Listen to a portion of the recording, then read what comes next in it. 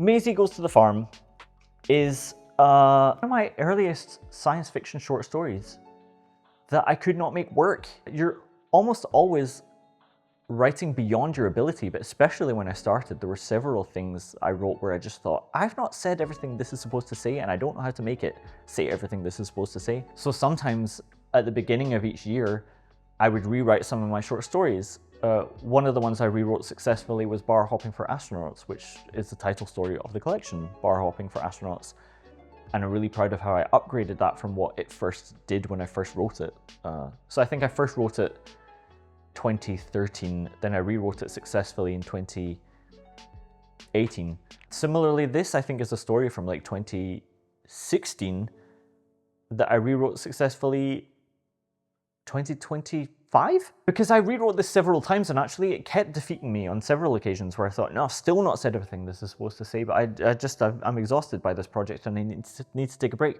So finally I did get it in shape, and then for sci-fi novellas like this, there were only like 3 or 4 publishers. One of them said, great job, this is beautiful, we're not publishing it.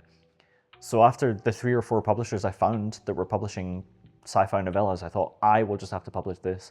Not to say I don't think it's great, but I'm getting such a backlog of content and I have to promote it by myself, so I just don't do a great job of it. And then I'll spend a lot of time just lying on the couch staring at the ceiling, because that's what creatives do. That's what they're best at. They're not great at promoting themselves or their work.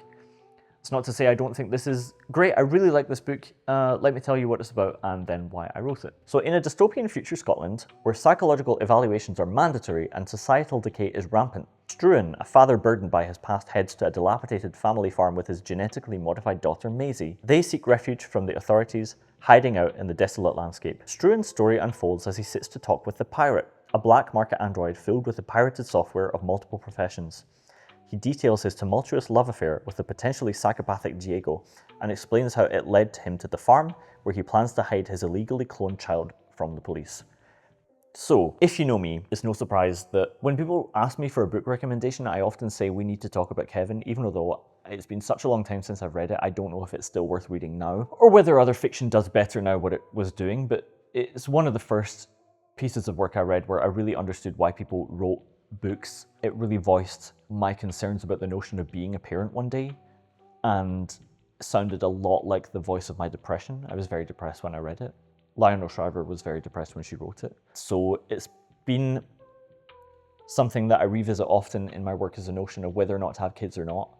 I find it really disturbing that there's no definite answer, even for any individual. I think once you've had kids, you don't know if you should have done it. If you don't have kids, you don't know if you should do it. It's such a monumental thing that it's such a shame that it agonizes us with regret one way or another. So again, a very kind of human thing that I think we can all connect with, and something worth writing about. In this case, I write about a man who is convinced by a manipulative partner to let this partner clone himself as a girl, make her like a genetically enhanced extra smart girl, and then he ends up getting taken off by the police, leaving this man who didn't want this daughter of his to raise her. And I thought that was really interesting. The notion of having to look after a kid you didn't want, and adding to it the ways in which science might affect childcare and genetics and technology in all kinds of aspects. So the central relationship, maybe one of the reasons why it took me such a long time to write, is the central relationship is between a man and a daughter he has that he didn't want. And I don't write about children often. I don't have any children. I don't want any children. But I'm like 99% sure of that, you know? I think that's as good as you get. And I'm right within that gap, I suppose. That last 1%. Or the notion of like, what would happen if I did have to look after a kid for some reason, when I was fully sure I did not want to do that? What would happen if it was my fault? I think that's the starting point, and then it becomes characters who are separate from me and deal with their own concerns, but that was the kernel of the story for me. And I gave it a lot of very intense thought. I think this book is dense with interesting ideas. There's a good bit of adventure in it. There's some romance, there's regret, there's a lot of like emotionally intense scenes. And as far as I know, nobody has read it. If you feel like being the first, it's available now. I really stand by it. I think this is a beautiful book, and I hope you will check it out.